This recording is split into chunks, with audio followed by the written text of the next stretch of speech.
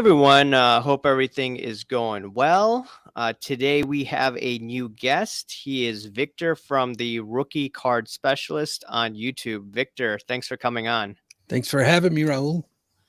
Yeah, I remember first seeing you on Jeremy Lee's channel. It must have been during the pandemic. Man, that was a while ago. Yeah. Yeah.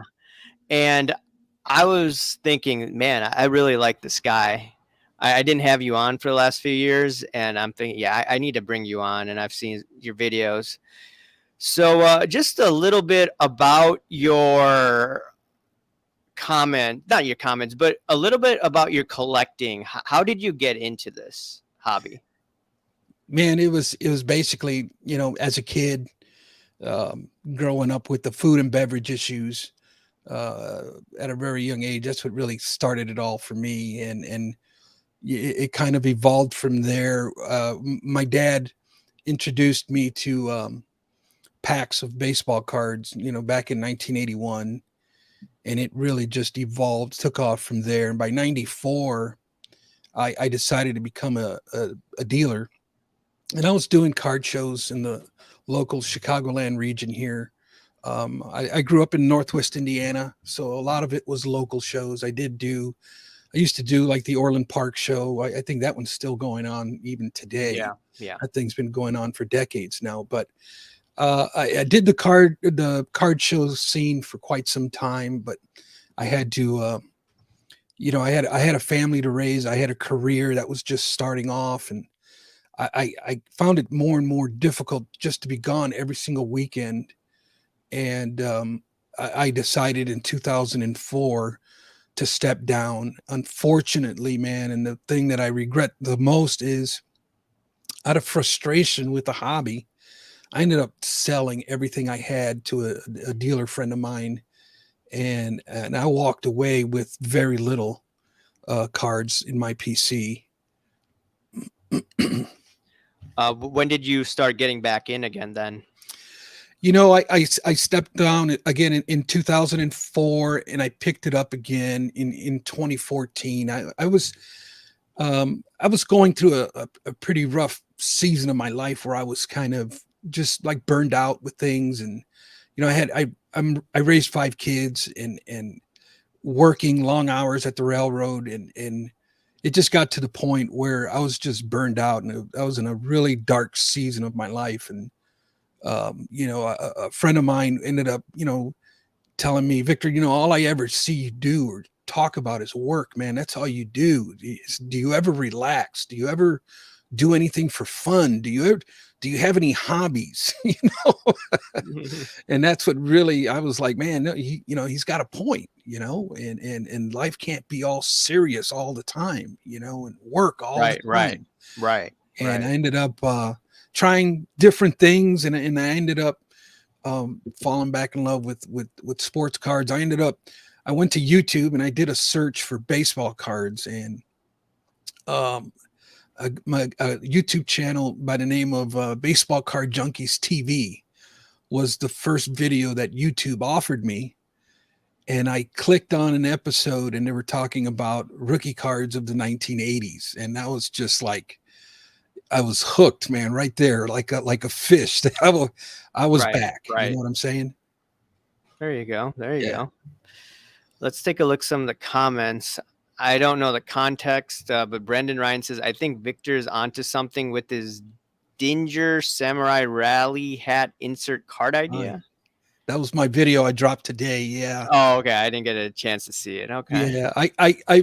I proposed the idea of, how they have the home run celebrations in the dugout. Yeah. And the samurai hat or a Vikings hat, or I think card companies should do like an insert set on that, or a subset, or some type of chase card. Right. I think that would be really cool. Okay. Nice. So I know we're talking about it offline, but for those listening, Cubs fan or White Sox fan? Oh man, Cubs fan all the way, man. Oh, okay. I mean, obviously you're older than me, but I had to go through in 98. You probably had to go in 84. You had to deal with that ground ball going through that dude's legs, the first baseman. Yeah. Yeah, I mean, my dad told me about that. I wasn't alive, but then I had to deal with Brant Brown. Do you remember that? In what, 98? He dropped the ball. Okay, yeah, yeah, Oh, okay. So yeah, I mean, as Cubs fan, I mean, I'm finally, we won a World Series. So. that's right. And we got to see it, witness it. Oh yeah, exactly. That was a special moment, man. This Yeah, that region of was the awesome. country. Oh my goodness. That was There awesome. was just like an umbrella of happiness over Chicagoland region for like months, man. It was a special time for sure. Did you go to a parade? I did not. I did Oh. not even dare attempt going by there. Like my boss, I didn't work. I work at a different firm now, but my boss said, "Don't come in." The Just don't even trains were bother. super packed. Yeah, yeah. All right, let's see this. Are you Notre Dame Irish fan? My friend Steve asks. I don't get into college sports too much. I did have a season or two where I was a big Notre Dame football fan, and I just got really discouraged with the politics in college football, and I quit Right. following it. Okay. Okay. Sounds good. Sounds good. So your name is Victor, the rookie card specialist. So for those that don't know about that, what is that all about? Yeah, it's kind of like the audacity, right? How dare this guy call himself? Him as a specialist. Yeah, man, that started. It was actually all time greats at the beginning, and I changed it about a year in.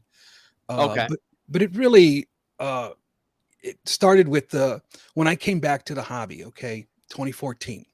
Yeah. As a Cubs fan, I want to start buying rookie cards of Chris Bryant and Javi Baez and them guys. And Right. Right. I go to eBay and I'm doing a search to pick up these guys' cards.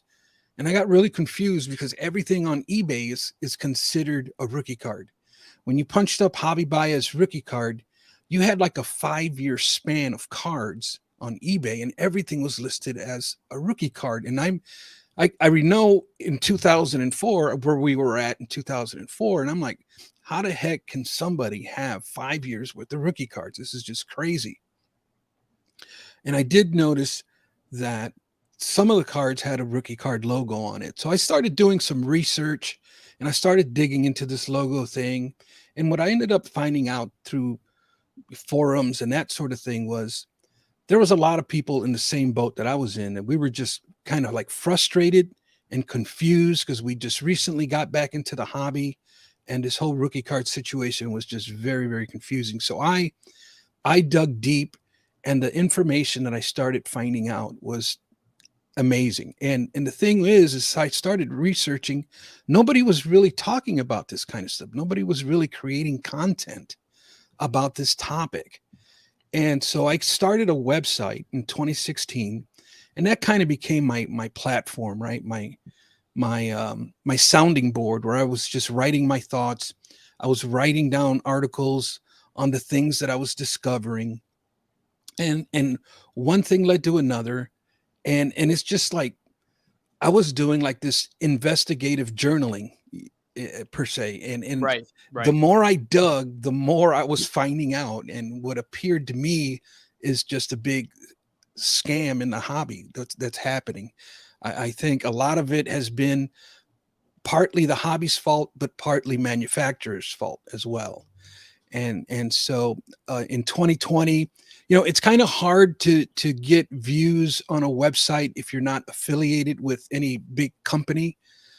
So I decided to, you know what, I'm going to start creating YouTube content. So in 2020, I started making YouTube content, and my name kind of evolved from all time greats to Victor, the rookie card specialist, because what I specialize in is I'm looking at the past and present day status of the rookie card, all in an effort to kind of better understand how the rookie card has evolved throughout hobby history.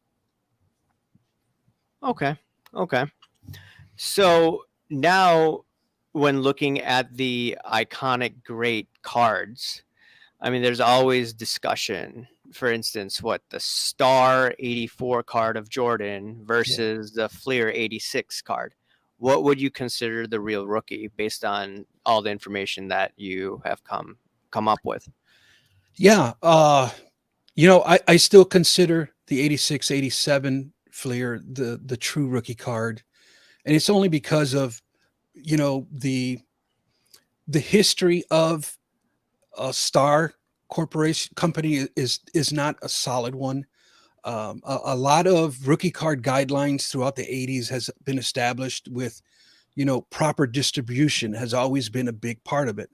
And the Star Company in 83, 84, in that time frame, they were fully licensed, but their distribution method was um, contrary to what the distribution method was in that day. It was a team set poly bags that they were just selling in stadiums or in card shows or out of the trunk of a car. They weren't in pack form distributed nationally. So, in my opinion, it's disqualified because of its distribution method. Add to that, when you look at the history of the Star Company, through the 1980s, and what you're going to see is a lot of shady dealings. Um, there's a lot of FBI investigation scams that they were running on QVC type of thing, and to me, just the way that company handled business and because of their distribution method, just brought a lot of gray area, in my opinion, on that. Now, I just got a little upset with Nat Turner. He came back, and the hobby hype, right? We were pumping up the PSA 10 Fleer as the greatest thing ever, and then we got this bright idea that the 84 Star is better, and they end up flipping the tables, and now they forget the 86 Fleer. Let's look at the 84 Star, and it's just a little. I feel that was a little perhaps out of place for Nat Turner to do. I feel like there's an element of elitism there, where now I have the power and the influence. Now I'm going to flip it to the way I want it, and I just didn't sit right with me. I understand what you're saying. Just to do a counterpoint, though, I mean, Beckett did grade those cards, I think, since 2008. So, I mean, what are your thoughts on Beckett then grading that? Beckett grading the Star Company. Yeah.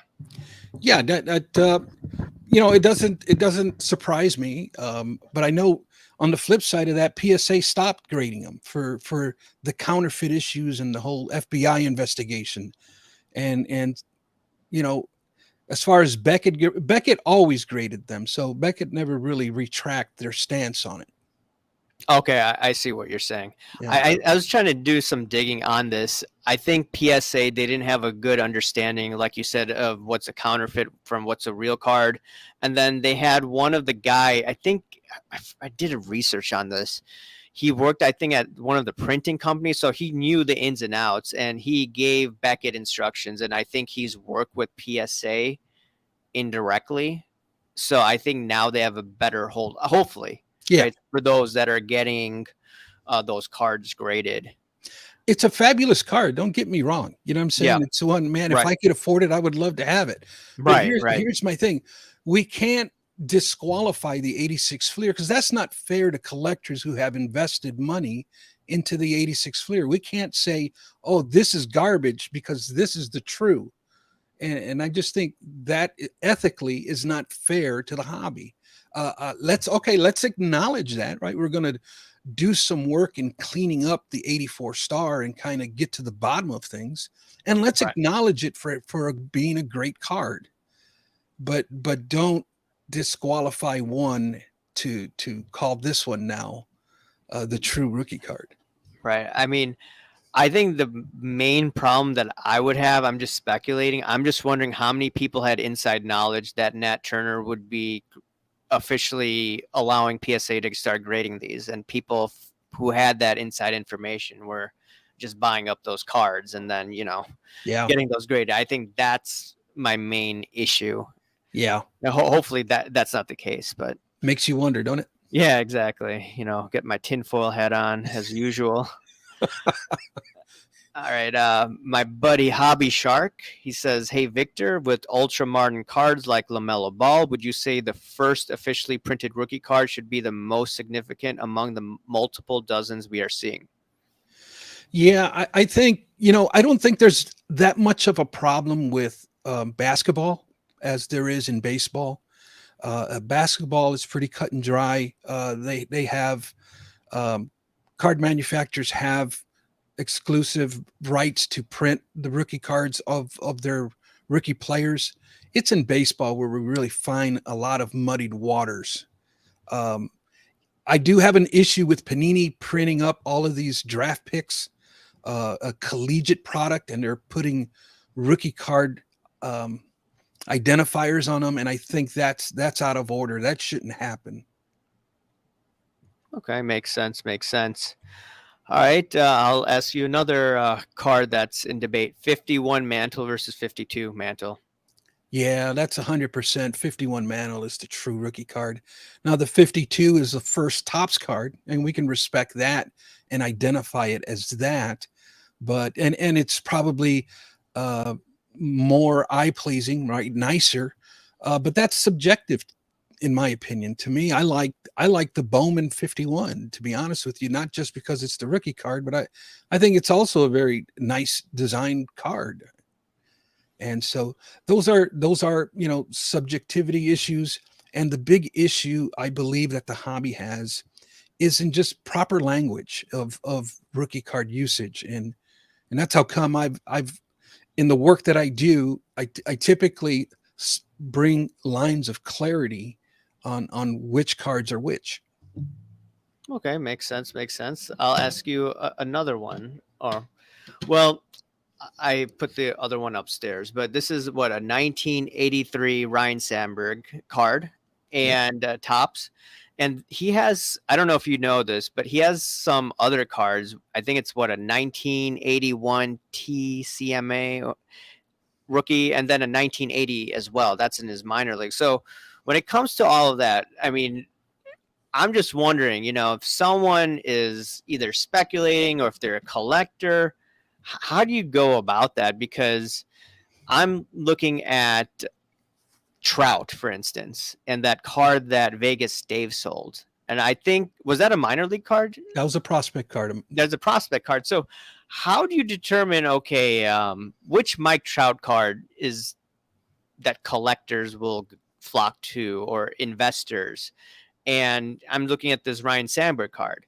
I mean, there's a Tops card, there's an O-Pee-Chee card. Like I mentioned, there's a TCMA card from 81 or 80. I mean, which one, if you're just looking at value or that's most desired as collectibles, I'm just thinking, like, how do you go about that? I mean, trends could also change. Your thoughts Yeah, on that? yeah, 100%, right? A lot of it, let's just use your Ryan Sandberg, right? Yeah. uh, Again, it's subjectivity, right? some Yeah. some people prefer the 81, some people prefer the 83, some Yeah. people prefer food and beverage issues, and some people prefer the actual flagship rookie cards. So there's a lot of ways that we can turn this ship, but this is how come we have to understand that there's also a legal side to the rookie card, and we can get into that here in a minute. Okay. But as far as drawing clear lines, and that is the 83 was the first year that he was in the league. Those should be considered the true rookie cards. Okay, anything before that, I have adopted the concept that ComC uses, and I refer to those as pre-rookie cards, or prospect rookie cards, or minor league rookie cards. So all of those cards that came before 1983, I put them in the bucket of pre-rookie card identifier. Okay. And anything that came out the year of the debut, those are true rookie cards. Okay. But then we also have to be careful, because let's just say, like Derek Jeter in the mid 90s, there was still cards in 1995 and 1996 that the design element of the card says rookie on it. And there are some collectors that believe that those are actually rookie cards, like the 1996 Zenith, the the design element of the card says rookie along the side, and they think that's a rookie. That's not a rookie. That's something that I call a post rookie theme card. Um, it came after his rookie card. There's a design element that says rookie, but it's not actually a rookie card. That's quite interesting that you mentioned that, because the 93 SP foil of Jeter is the one that collectors and investors flock towards. Mm-hmm. And I mean, it's a card that I love. You know, I've bought many and I've sold many of those as well. I just find it quite interesting. There's, I think, some 92, I forget what card it was of Jeter. It was, I think, a first draft or something like that of Derek Jeter. Do you know what I'm talking about? Yeah, there was a ton of them in 92, Yeah. 91 that were printed by Classic and other, Classic was not fully licensed. So those cards technically are not rookie cards. Yeah, it's just that I just always wondered how people, when I came into the hobby, I'm like, oh, okay, everyone wants the SP foil card and looks nice. So that's why, I was speculating in those cards. Yeah. So the Topps flagship is pretty popular too. Right. That's a hobby darling, the Topps flagship. Yeah, there's so many nice Jeter cards. Let's take a look at some of the questions or in the chat. There's a lot here. Oh yeah, you're talking about illegal cards. What did you say? I missed what you're saying. Yeah. So what happened in the 90s, 2000s is card manufacturers were putting in prospect players into their product. And the problem with that is that some of these players never even made it to the big leagues. And collectors were just getting tired of pulling cards of like nobodies. But the reason why they were doing that is because the rookie card, there was a race to be the first product to include that rookie player into their set. So everybody was just throwing anybody and everybody into their sets. That eventually the hobby got tired of that, and it was causing a lot of confusion, a lot of frustration. And that's when the Players Association stepped in 2005, and they said, look, from this day forward, there's going to be some changes with the rookie card, and here are the expectations. And they basically gave us a list of expectations that they were expecting for rookie cards going forward. And they were basically that a rookie card has to be licensed by both the league and the Players Association. Another disqualifier was that it had to have a rookie card design, a rookie card logo on the front of the card. And so these are things that are now set in place that have to be followed 2006 to present. So there's a legal aspect of the rookie card that should be followed. And most of the time it is followed, but not all the time, because card manufacturers have a good way of creating gray area, right? And instead of looking to comply with the rules set by the PA, they look for loopholes, and they create this gray area that really muddies the waters and really confuses us all the more.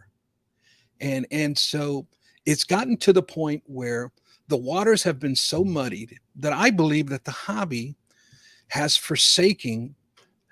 we've forsaken the rules that were established back in the 80s and 90s through Beckett Publications. There was just so much frustration, so much confusion. Everybody, the hell with it. Everything's a rookie card. And so we kind of left it up to the card manufacturers to tell us what a rookie card is, when in reality, that's not the way it's been. That's not the way the hobby established it. And you're creating this gray area, this muddied waters, because you're pushing the emblem or you're pushing the boundaries of what the PA said. Makes sense. So Mike Trout, then, what would be technically his official card? Is it the 2011 number 175? That first Bellman autograph, fabulous card, right? That's the big card. That's the money card that the investors are drawn to, and that's perfectly fine. But here's the thing: when you filter that card through the legal authority, that card is not a rookie card. That card is only licensed by the league. It's not licensed by the Players Association. The reason why it's not licensed by the Players Association is because Mike Trout was in the minor leagues. Mike Trout was not part of the union. Mike Trout was not on an MLB roster. Therefore, legally, Mike Trout could not have a rookie card. And so that card is a pre-rookie card. Great card to have, but let's call it what it is instead of calling it what we want it to be. That's interesting. Vegas Dave made millions of dollars on that card. Yeah, I know, right? That's you're like, how did he do it? You're like, this is not a rookie card. I'm pretty sure you were ticked off. Yeah, actually, I made a video on that when he did it. I gotta dig through that. Yeah. Bob Boozle says, I would like to know Victor's thoughts on parallel rookie cards, particularly Tiffany, Fanatics, Pulsar box sets, etc. Yeah, that's a great question, Bob Boozle. I like that name. Yeah, I was brought up in the 80s, right? And I followed the Beckett guidelines that were established by the hobby for decades. And back then we had gone through this parallel thing back in the early 90s, and the decision that the hobby had made. And I've had a chance to talk to Dr. James Beckett on this topic, because Dr. Beckett always feels that the hobby should decide what a rookie card is. And all he was doing was recording what the hobby had established. Okay. And the hobby had established in the early 90s that parallel cards are not considered rookie cards. They were considered more of a copy or a variant of the true rookie card. So we established it back then. Now, when we say that the hobby has evolved, I believe this is one area where the hobby has evolved. And parallel cards now are viewed as rookie cards. I have even changed my stance on them. I do consider parallel cards of the base card to be a true rookie card. Okay. Yeah. Interesting. What happens to Panini next year once Top produces base football / basketball next year? 2 products, or Panini becomes unlicensed? What do you think is going to go on with that? I think Fanatics has the influence of the PA. They have the ear of the Players Association. I think they have extremely deep pockets that they can pretty much buy whatever they want to buy.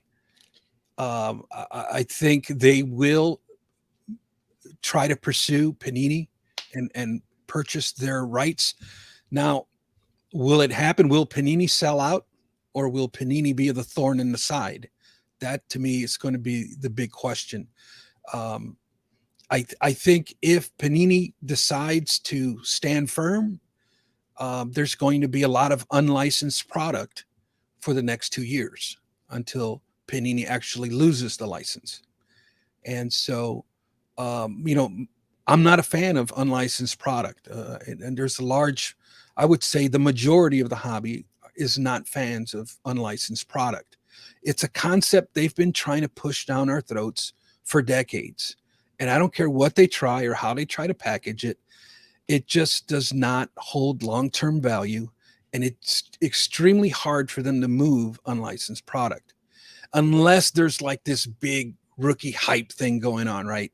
But if it's just an average season, the stuff doesn't really move all that well for them. And they've been pushing that down our throats for so long, and it doesn't catch on.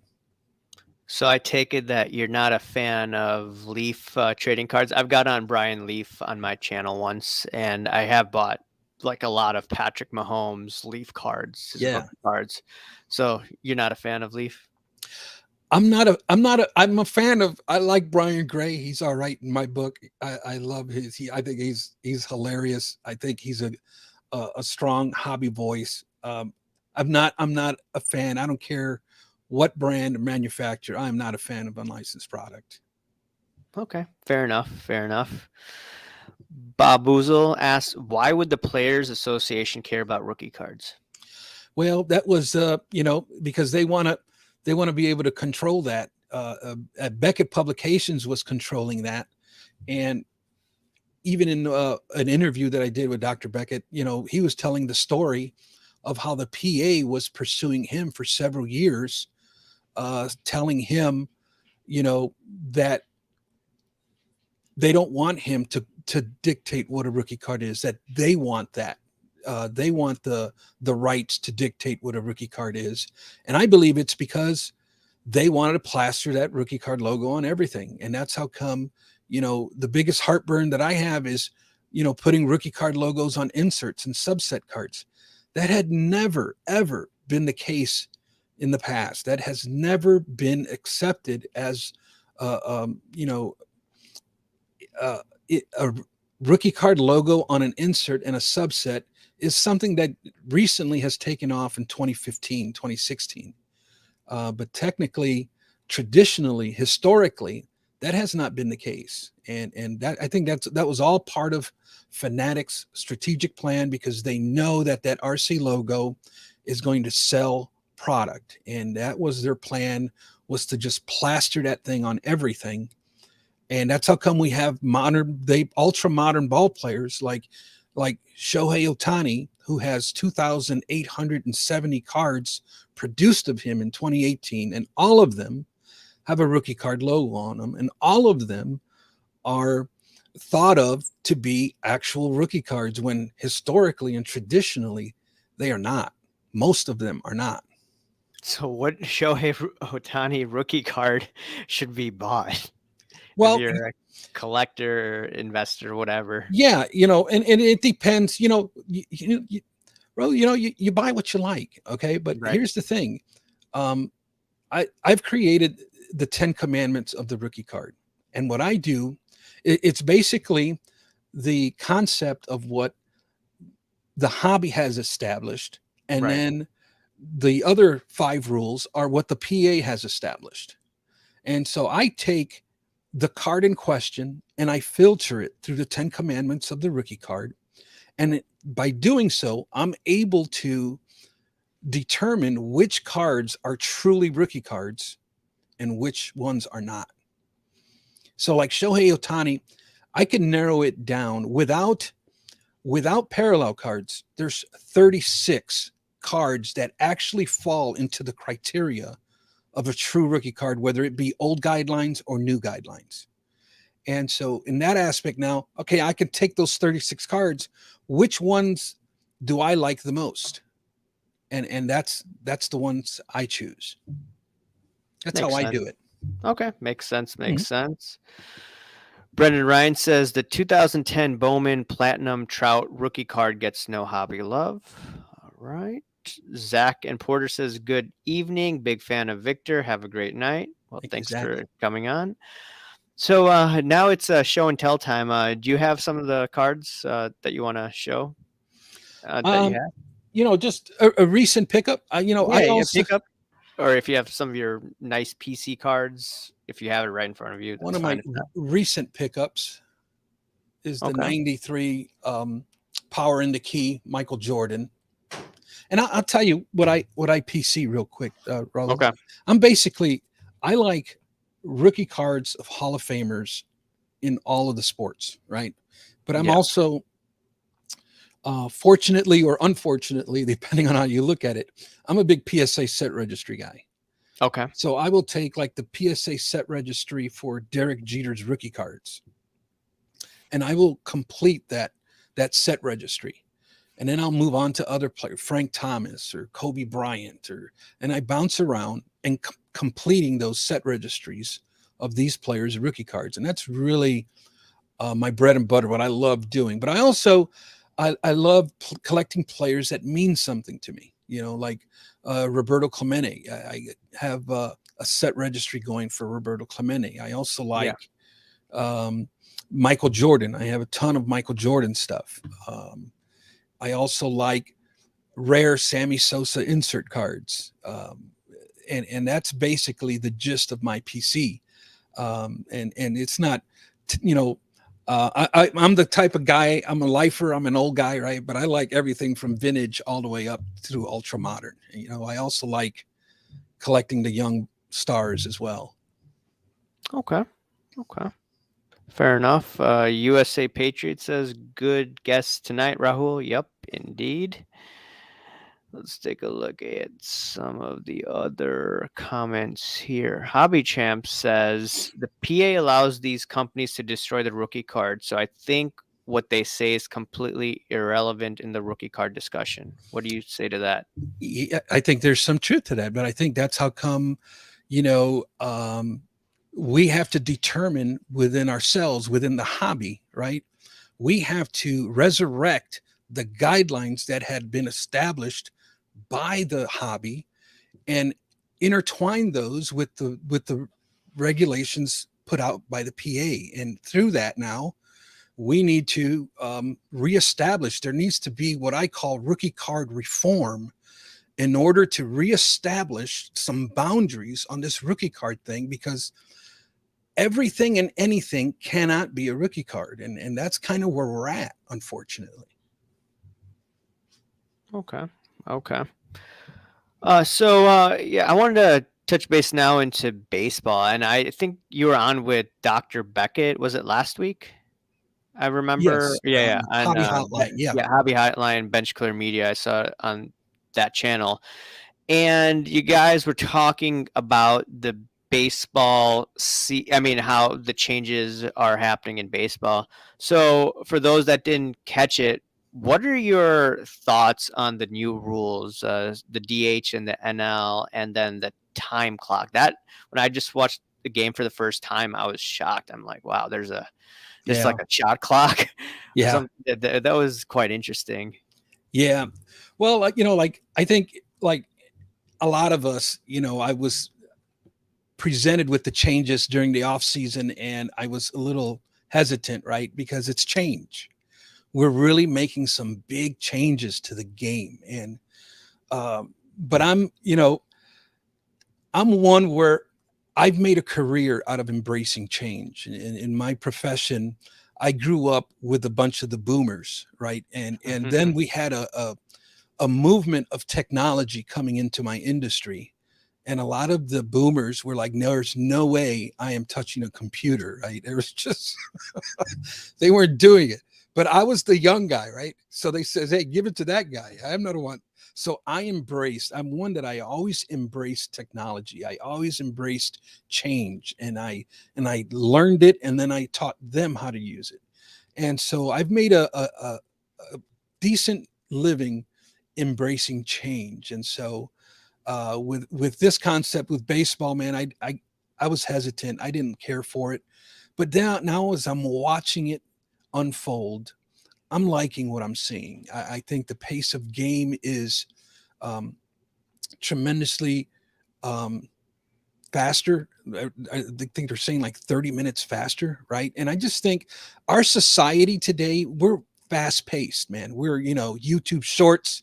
Give me the Yep. information I need so I can move on. Right. I need to see action. Because if I'm just bored for a split second, I'm out, right? Right. Right. And so in that aspect, I think the game is faster. I think the shortened base pads are making the game more exciting because teams are stealing, and they're getting rid of that doggone shift, which I really was not a fan of. And now you're starting to see more base hits. So the game is faster and more exciting. So how can we really how can we really complain about that? I mean, it's a win-win all the way around. Yeah. Speaking of the shift, I think one of the first persons to embrace the shift was actually former Cubs manager Joe Madden. I think he did it against Ortiz, Big Poppy with the Red Sox. Mhm. And I just find it quite interesting. I mean, my thought process is why not have the left hand? I'm a lefty, and my thought process is okay. You want to give the third baseline open, just bunt the ball, Right. and that will teach them a lesson that hey, look, don't put the shift on me. That's how I always thought. But the game, what I didn't really like about what Theo Epstein was doing, it's all about that launch angle and Yeah. always hitting home runs. It's like in the 90s, the 1990 Yankees, they were all about small ball and, getting base hits, getting on base and, winning that way. And I just didn't like how the game evolved. But, getting rid of the shift does, get more people on base, like you Yeah. said. All right. So going back into rookie cards, this you may not know this, but they're weird tennis cards. I don't know if you watch tennis. I'm not a tennis guy, but I do have one of Roger Federer's rare card. It's from 2001. It's out of a French magazine. I don't know if you know this.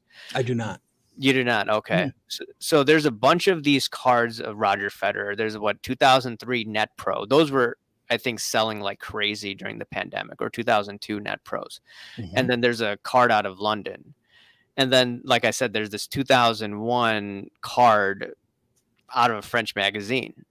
Now, this may not be something that you've researched, but what would you say is, of these weird sports like tennis, where people didn't really look at them maybe until the pandemic? Like, what would you consider to be a rookie card like that? Yeah, a lot of that,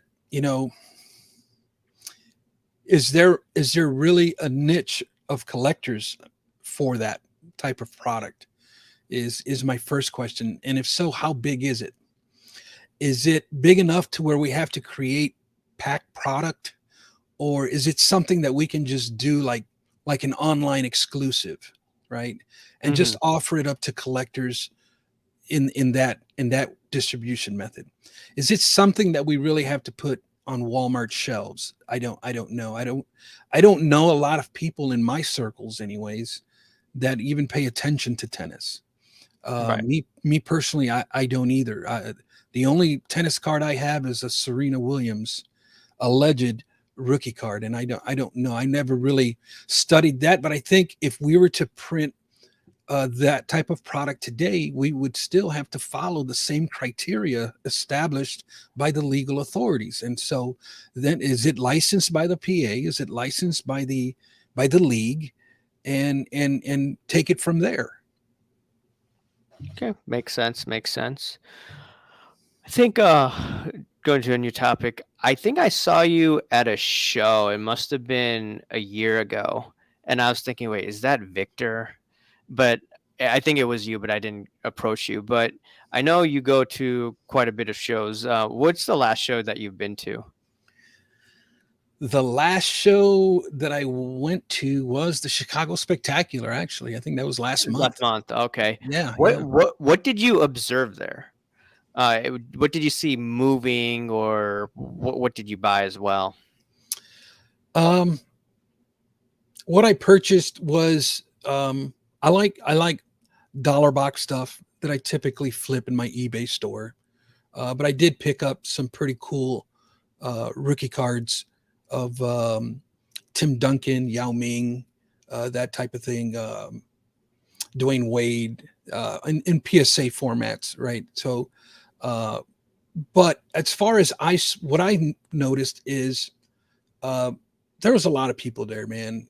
I was concerned going into this one because the one before this one wasn't all that good. It was kind of quiet to me, and I just think that there's a lot of excitement that was going on at that show. There was a lot of people buying. There was a lot of people there. I'd left that show thinking to myself, the hobby is in good shape. The hobby, there's a lot of people interested in sports cards right now, and that's the sentiment I left with. How did you feel about it? I mean, I didn't go there, but I was getting a lot of DMs from people, and they were saying that this was actually a great show. Yeah, And dealers were willing to negotiate because I went in the fall. This was what, November or yeah, most of the November. winter? Yeah, Mhm. November. And I was talking to dealers, and dealers didn't want to budge. And then Right. people are telling me that no, nothing's selling. But then I got you could say, more of a positive uh, outlook based on the last show. Yeah. And so I think that's a good thing, if people are willing to or for people that are looking to buy. If Yeah. dealers are willing to negotiate, I think that's a good thing Yeah. because And I I think can see that. at that show in November, I think there was a Shipshewana card show going on. I think, Yeah, or yeah, Indianapolis, one of right, them. right. And it was like, man, these guys really need to like network and kind of like figure out this scheduling thing, you know. But this time around, it was a really good show. That's good. That's good. You planning on going to national? Oh yeah, oh yeah, I'll be there. I don't miss a national. Ever since 2017, I'm there. Awesome, awesome. We'll definitely cross paths there. Before I let you go, Victor, how can people follow your work? Yeah, that's I appreciate that. You're giving me the opportunity. I'm on Instagram, Twitter, or YouTube at true_RCS. I am basically on a mission to bring education to the hobby on rookie cards and bringing lines of clarity. And I'm here to at the very least, I want to educate the hobby. And my lofty goal is to bring rookie card reform, but do it through the industry leaders, because the industry needs to get on board.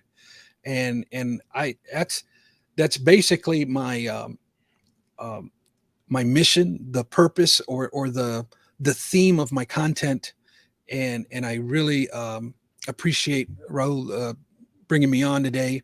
And I also have a lot of changes coming to the 10 commandments of the rookie card. I'm looking at bringing in guests from other countries like Japan, China, and Korea. I would love to, because a lot of people are reaching out to me, sending me emails or DMs talking about, hey, can you talk a little bit about Shohei Otani's, his 2013 Japanese cards? And so there's this big interest in Japanese cards. I don't know much about that market, to be honest with you. Both continents have their own hobby market, and they've never really intertwined until here recently. There's people who are interested in that market, and I want to learn about it, and I would love to learn about rookie cards of foreign players. So I want to bring on guests that are going to really educate us on that market, and how do they contrast or compare with the North American market. And so it's that type of thing that I'm always digging, always learning on the rookie card. Yeah, I mean, one last thing, I would be interested in learning about Ichiro. What's his true rookie card? Is it the Ichiro, one from Japan, but then there's some from 2000? I don't know. I would be very interested in looking into Ichiro. yeah, big money, I'm sure, big money. Right, I right. know Shohei's 2013 stuff, Japanese cards are they're getting to the point where they're getting pretty pricey. And Wow. so, yeah, I think the ship sailed on that. I think our opportunity for that was 3 or 4 years Years ago. ago, yeah, we Yeah, missed yeah. out. All right, Victor, thanks for coming on, and we'll talk another time. All right, Rose. Thank you for having me. Yeah, see you.